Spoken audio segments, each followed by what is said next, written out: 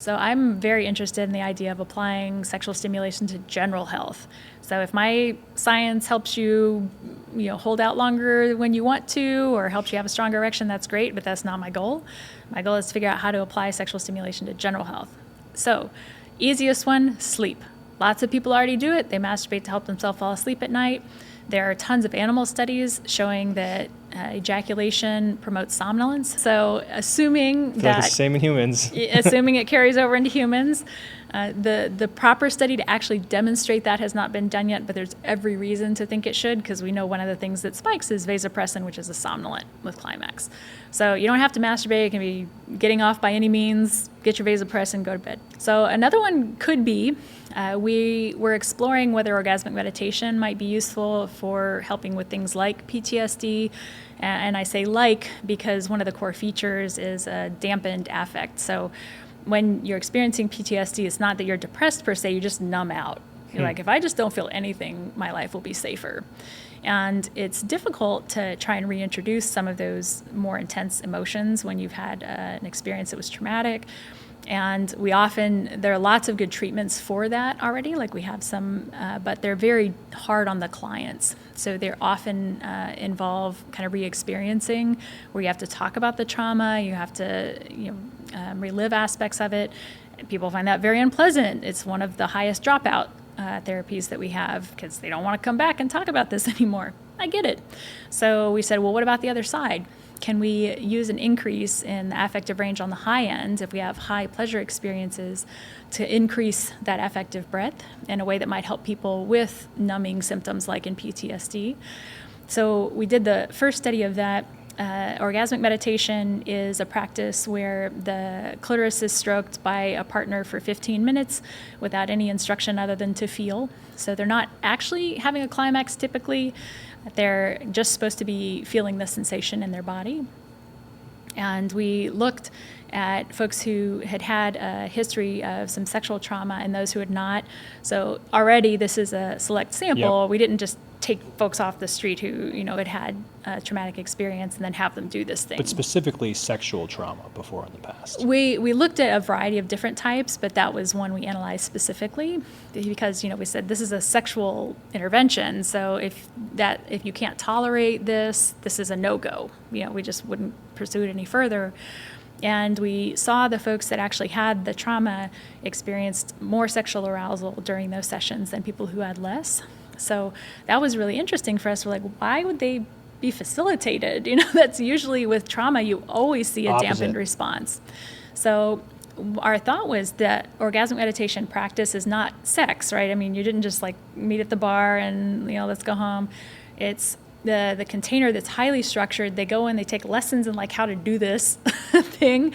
And there are lots of rules about you say this, you don't say that, you don't have sex during, this is not foreplay. And so they have that really nice structure. They said, it's actually really good if you've had a traumatic experience to know what's going to happen. This is really highly structured and controlled. So you may be able to experience pleasure without that fear of like, is this person going to do that to me again? Are they going to be too rough? Are they going to be demanding something I'm not comfortable with? And so I think it removes a lot of those things. So we don't know for sure, but orgasmic meditation could be something that might be helpful with numbing symptoms like occur in PTSD.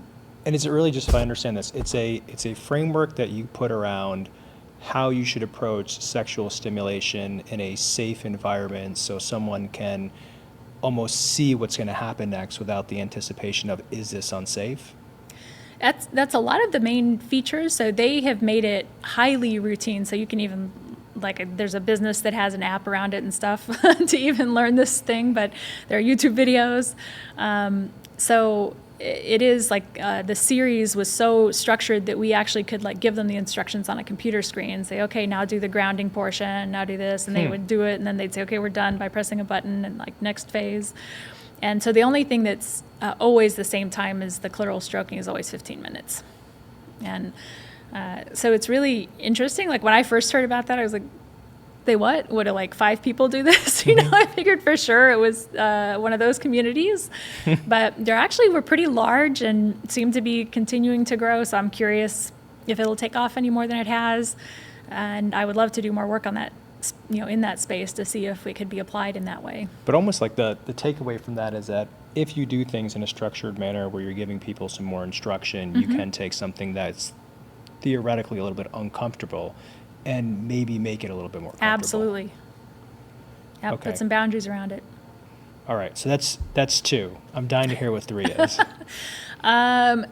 So there's any number. I've always liked speculating on these things, but the things we talked before about actually having a climax, this is with a partner. Something you might be able to do by yourself to benefit is sexual arousal alone promotes an opioid response. Opioids are a pain modulator, and there have already been some studies looking at the role of sexual arousal in sexual pain. So that's using usually these studies use what are called von Frey hairs, which are these weird hairs that vary in their thickness, and they put them in forceps, and then they poke around the vulva until it like goes to 90 degrees. They're like, do you feel that? Do you feel that? Does that hurt? Does that hurt? Very strange way of testing sensitivity. And so there have been a series of studies kind of looking at the impact of sexual arousal on pain perception, both in the genitals and the vulva, and then the forearm is usually the control area. So there's some suggestion that sexual arousal may help with pain issues. So I've always said, well, what about broader pain? What about fibromyalgia? Like those folks, we always tell them to go exercise. And let me tell you, when you tell someone with fibromyalgia in a therapy session that they need to go exercise, Too much. they would love to punch you. They're like, you think I haven't tried? So I think if there's a way in, like if that gives us some other way to help folks that have a systemic pain problem, why would we not pursue that? I mean, you're giving some natural opioids, they're safe, you can always get access to them, they're free.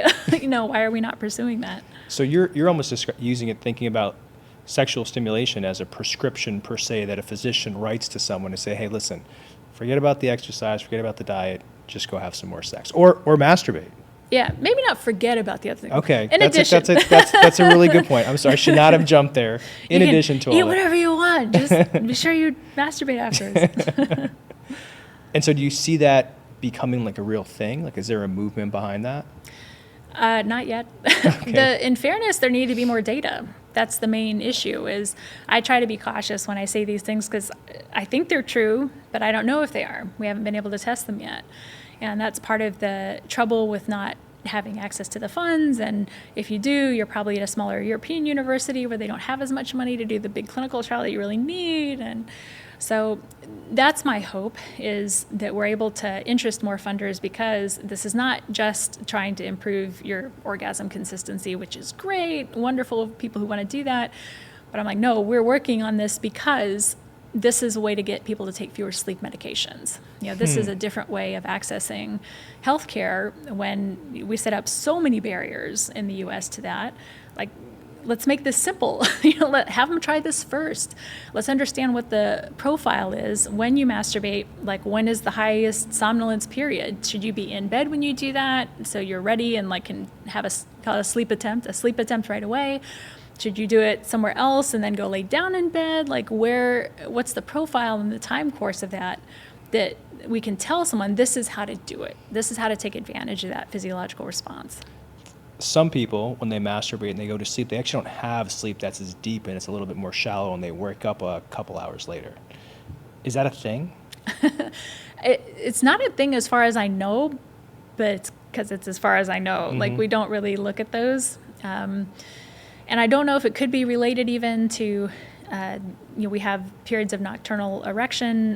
They occur in men and women. So, with every REM sleep cycle, you have some erectile or clitoral response during sleep. So it could be that, masturbating, maybe then when you get into a REM session that has some interaction with the REM state. I'm just shooting the breeze here, but I wonder if that may be a factor for some people.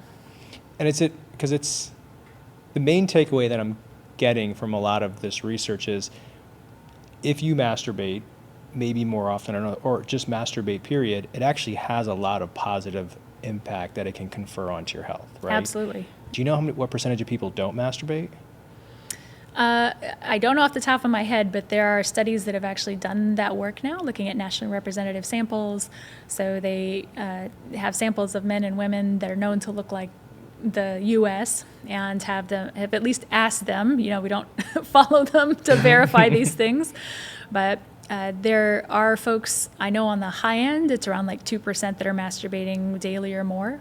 So I'm guessing, based on just normal distribution, the other end might be something comparable. Like an absolute 0 for guys is probably relatively rare. And then it also matters if you say, well, have you masturbated in your lifetime? That's very low for men and women.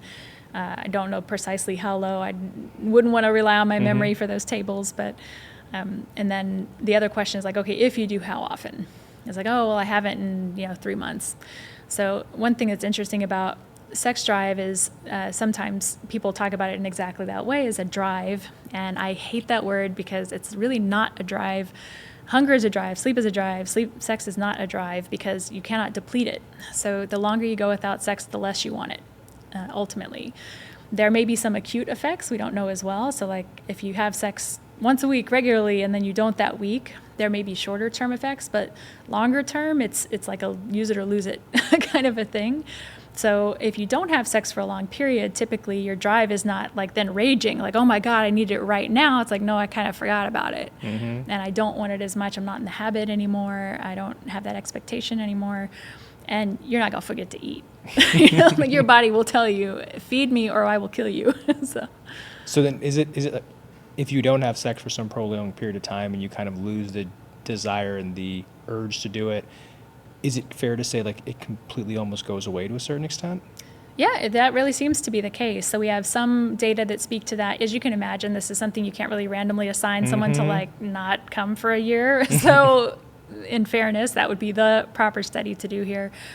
But in people who haven't had sex recently, we actually see decreased reported drive. So it really does seem like if you don't for a long enough period, you just kind of get out of the habit. And is there any research to show that if you have sex more often, maybe it increases mental acuity overall? There are lots of association studies that look amazing for your brain. So there's one that's like, oh, in older age, people who had more frequent sex had a better word vocabulary retention. There was a study went everywhere because it was like better memory. Like, okay, but the people who are staying sexually active when they're older also are probably healthier in general. So sex probably didn't cause that, but I'm willing to lie for you. God bless you. Thank you so much.